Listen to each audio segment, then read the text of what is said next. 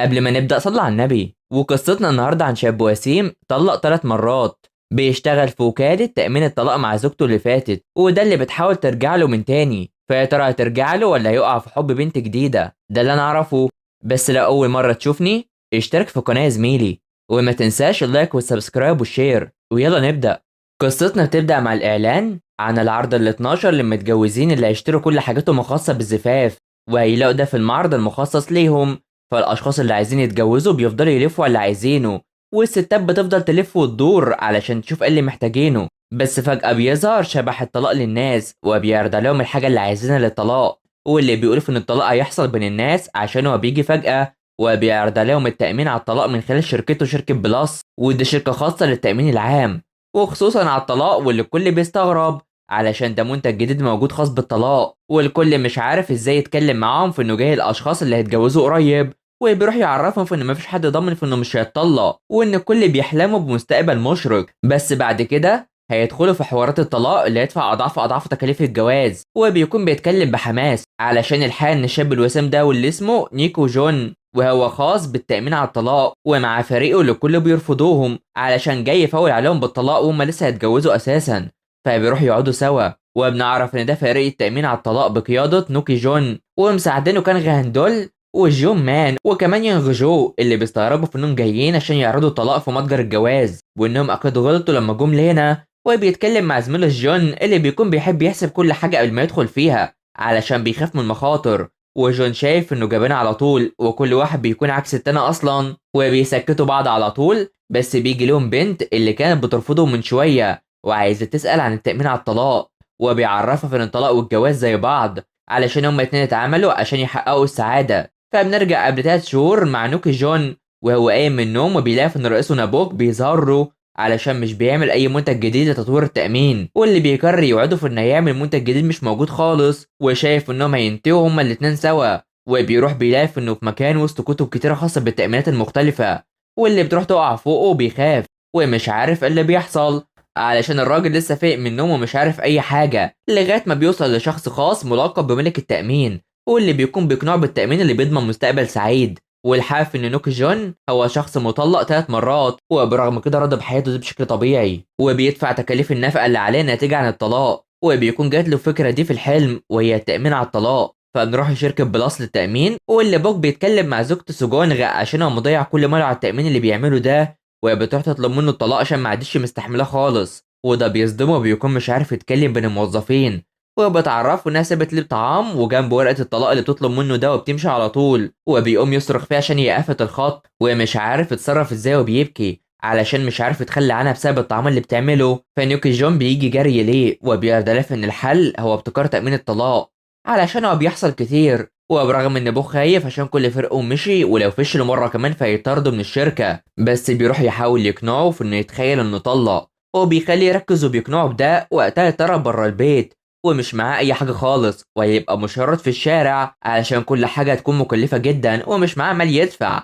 وبيروح يرفض ان ده يحصل ليه، وبيكون فاهمه في ان الطلاق كارثه حقيقيه علشان الكل بيقدر خطر الوفاه والحوادث، ولازم يحسبوا معدل الطلاق عامل ازاي، ولازم يستهدفوا الناس، وبيخليه يحضر تقرير لده وبيفضل يقنع فيه وعايزه انه يخليه واقع، وبيقرر يعتمد عليه بالفعل. فبنروح للبنت الجميله دي واللي اسمها كان غاندول، وهي في المتجر وبتشتري اللي عايزاه، وبتكون بتشوف كل حاجه. هي كانت بتشتري منتجات بشكل كبير، وده علشان هي لسه مطلقه جديد ولسه مش قادره تتكيف على ده اصلا، فبتروح تجيب الحاجات اللي على قدها بس. والحاف ان كان غاندول هي شغاله في تامين العقود وكان عندها صبر كبير، بس لما اتطلقت قررت انها تتعود وتعيش حياه مختلفه بقى، وبتروح تخلص وبتمشي على طول علشان يعتبر ما اشترتش حاجه اصلا. فنيكو جون بيوصل للبيت ومع الحاجات اللي هياكلها، وده بيجمع تقرير عن الطلاق اللي المفروض يعمله علشان يحولوا الحقيقه بقى. هو بيكون وحيد كده في حياته، فبيعدي اليوم على العرض الخاص بنيكو جون، هو اللي بيروح يعرضه على التأمين على الطلاق وبيعرفهم كل حاجه، وان اكبر كارثه هي عدد الطلاق، وبيخلي كل مصدوم، خصوصا ان الطلاق يعتبر كارثه علشان هي بتغير الشخص بشكل كبير وبتاثر عليه من كل النواحي، وان حتى لو الشخص مش بيرجح الجواز فممكن الطلاق ده يحصل لاي حد هو عارفه او حتى قريبه. ومن هنا بيسالوا الشخص الرخم ده واللي اسمه جيون، وده من تامين المخاطر، واللي بيكون بيتعارض معاه على طول، وبيعرض عليهم في انه عايز يكون فريق عمل وبيخلي كل مصدوم، وبوك بيروح يتخلى عنه وبيروح يشجعه عشان يوافق عليه وبيخليه واقع، وده اللي بيشجع نابوك وبيخليه يشكل فريق عمل وهو يتحمل المسؤولية الكاملة. وبالفعل بيفرح وبيروح يخلص وبيمشي على طول وسط استغراب من جيون. فبيروح يقابله بيكونوا مش طايقين بعض هما الاتنين، وجون بيواجهه في ان فكرة الطلاق عجباه بس مش بيقول، وشايف انه بيبعد عنه دايما. فبيروح يهدده بمسدس البلالين ده وبيعرفه انه مش موافق على الفكرة علشان هي يعتبر مخاطر. فبيعرفه انه شخص طلق 3 مرات وهو كمان طلق، فلازم يكون عارف اللي بيحصل فيهم كويس. وعشان كده بيروح يواجهه في انه ليه اتجوز 3 مرات، وعشان كده بيعرفه انه مش بيحب العلاقات العادية، وشايف انه مش هيخلي التأمين على الطلاق حاجة حقيقية فعلا. وبيمشوا سوا وبيقرروا ياكلوا. فبنروح للعب الأطفال دول سوا، بس بتكون كان غاندول قاعدة وبتحاول تشغل نفسها لقد ما تقدر، خصوصا انها بتكون بتخلص من الحاجات اللي مش مهمة في حياتها، وبتكون لسه مش قادرة تتكيف على اللي حصل ده.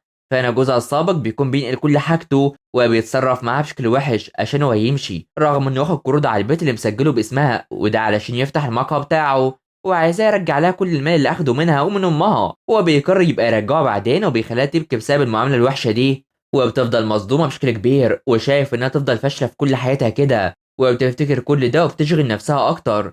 فبنروح لكين جون اللي بيقرر يشتغل عشان يحول فكره الطلاق دي الحقيقه، وبيروح يدرس مشكلة الطلاق اللي موجودة علشان يعرف يقدمها للناس وبيشجع نفسه. فبيعدي اليوم مع جون اللي بيروح يشوف سعر الأسهم، بس بياخد كيجون عشان ياكلوا سوا، وبالفعل بيروح عشان ياكلوا طعم كويس واللي بيكون لحم كمان، وبيقرر يسمع منه أسباب طلاقه عشان لازم يقتنع عشان يعرف ينضم لفريقه واللي يعمله، وده بما إن صاحبه من أيام المدرسة، وبيعرف إنه يختلف مع كل زوجة من اللي اتجوزها، وده في حاجات مختلفة حرفيا، وبيخليه مصدوم عاوز يعرف عنه سبب طلاقه بما انهم صحاب مقربين من بعض، علشان هو عقلاني وبيحسب كل المخاطر فليه يتطلق. فبيعرفه ان ده بسبب التصميم الداخلي اللي كانت بتحاول تغير كل حاجة، وخصوصا هو وقتها هو ما استحملش وساب البيت وهرب، وبيفضلوا يتجادلوا كل واحد بيعاير التاني بطلاقه علشان هما بيدفعوا نفقة كبيرة. فبنروح لكانغ اللي بتكون مخيمة وقاعدة وبتحاول تستمتع شوية، بس صاحبتها يونغجو بتيجي وبتنضم ليها، فبيتكلموا في انها مش ناويه تتجوز خالص، خصوصا ان يونغجو مش عايزه تتجوز اصلا بما ان وظيفتها هي تقييم الخسائر، وعايزه تاخد المال اللي بتنقط بيه كل الزفاف بتروحه كده، خصوصا انها مش هتتجوز ولا ناويه ده يحصل. وبتتكلم معاها في انها لسه حزينه ومش قادره تتخلص من كل اللي فات ده، فبتروح تتكلم على جوزها في انه اخد كل حاجه في الشقه حتى الحمام، وانها تبدا عمل في الشركه ولازم تظهر بطريقه كويسه ومرحه شويه وما تبينش اللي حصل لها ده لاي حد، وده اللي بيعجبها. وبتروح تعرف الكل في انها تقول للكل انها تنتقل ليها بما انها مغبوله مبتسمه على طول وبتفرح من اللي هيعملوه سوا ده. فكين جون بيكون ماشي مع جيون وبيغنوا وبيفرحوا سوا، وده بعد ما شربوا وسكروا جدا. فبنروح لوصول كان غاندول اللي بتشوف ان الباب بتاعها فاضي مفيش غير مرتبه واحده، وعشان كده بترفضها وبتروح تطلعها على طول.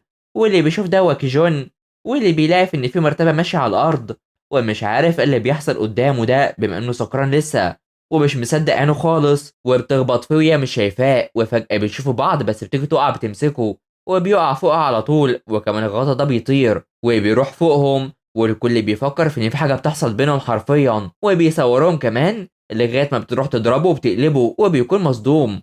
فبيروح لقسم الشرطة والشرطة عاوزهم يتصالحوا علشان باين انهم ناس كويسين، بس بيفضل كيجون يحكي اللي حصل وانه شاف مرتبة بتتحرك لوحدها، وفجأة هي ظهرت ومسكته ووقع فوقها، بس هي كانت بتحاول ترمي المرتبة ونضربها وقع فوقها وبتقول كل حاجة غلط، وبيفضل كل واحد فيهم مش طايق التاني وانها اذيته في اسنانه، وعشان كده الشرطة بيقترح عليهم في انهم يسيبوا ده للتأمين، واللي بتقول في انه مش بيغطي ده وبيستعرف انها عارفة القوانين، فبيجي عشان يعرف مهنتها وشايف انها مراوغة، وبيقول نفس كلامها وبيخليها مصدومة جدا، وده علشان في حد زيها كده، بس بيروح يركز فيها وبيفتكر وقت ما كان في المتجر وكانت واقفة قدامهم منتجات ومش بتشتري، وعشان كده بيروح وبيشوف انها بتبكي جدا لغاية ما بتفوق مش بيوافق يكلمها، وشايف انها شبه شخص يعرفه وبيعرف ان هي دي البنت اللي شافها في المتجر، فبيروح يتأسف ليها بما انه جارها وبيقرر يتصالح معاها وبيروحوا يمشوا على طول، وبيخلوا الشرطة مذهول، فبيطلعوا مش عايزين يتقابلوا تاني، بس هو شايف انهم هيتقابلوا كتير وبيمشوا على طول.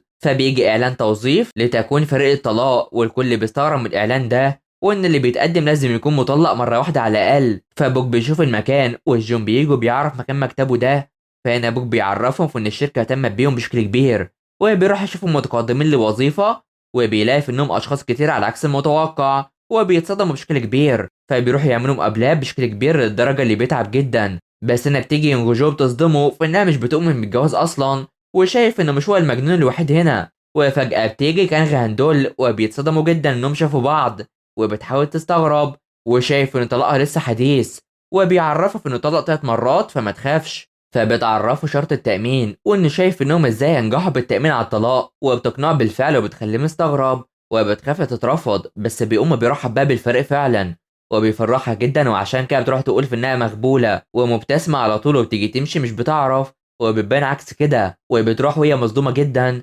فنابوك بيوصل وبيتكلم معاه في ان المحللة الرياضية اللي كانت في سنغافورة هتيجي وهتنضم اليوم هنا، وانها هتطلق بنت الرئيس التنفيذي، وشايف ان هو اللي هيتولى ده، وبيقرروا يتعاونوا سوا. فبيعدي اليوم مع زور فريق كين جون مع يونغ جو وهان كان غدول، وكمان جون وبوك اللي بيروحوا يتجمعوا شايفين نفسهم عيلة. وبوك فرحان بيهم جدا، وشايف انهم هيكونوا 6 مع انضمام المحللة ناري جون.